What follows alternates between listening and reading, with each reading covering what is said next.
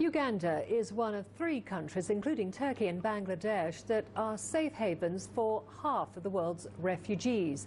Like many host countries, Uganda is struggling to keep up with the increasing numbers.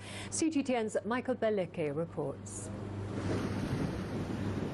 Hundreds of refugees from the Democratic Republic of Congo sail to Uganda through this landing site every day. Many are women and children fleeing conflict in the eastern part of the country, near the border with Uganda.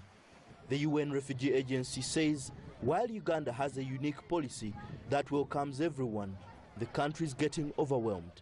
We don't have enough funds, enough funding to take care of the refugee population as they are now, and there are still new arrivals coming, let's not forget.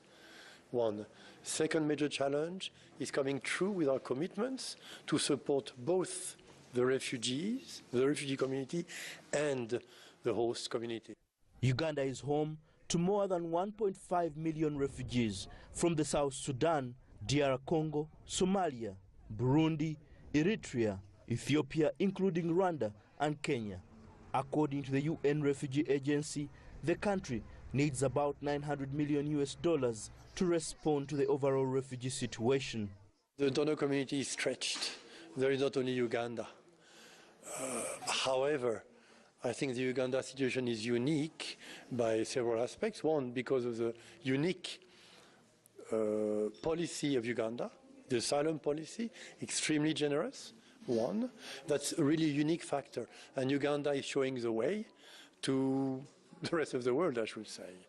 Uganda has an open-door refugee policy which allows migrants to move freely, engage in business activities, work and study like any other local.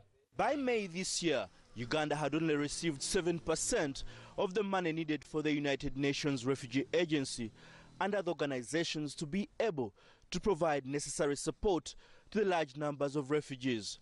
And government says its resources are dwindling fast. The country is now calling for more timely support from the international community. We may change our policy to make sure that we don't get all this burden. It's too much for a small country like ours. However, there have been allegations of suspected fraud in the humanitarian aid operations in Uganda. Some donors have been forced to withhold funding until the culprits are brought to book. When such a thing happens, definitely it gives a jolt. It was a jolt to the developing partners. But we have had a series of meetings with them, and they have seen our efforts. So I think we are still going to work with them. The scandal has forced the country to review its internal policies to effectively manage and protect refugees. A refugee verification exercise is underway to establish the actual refugee numbers, using biometric confirmation to determine the scale of humanitarian assistance. Michael Beleke, CGTN, Kampala, Uganda. The Tanzanian government has asked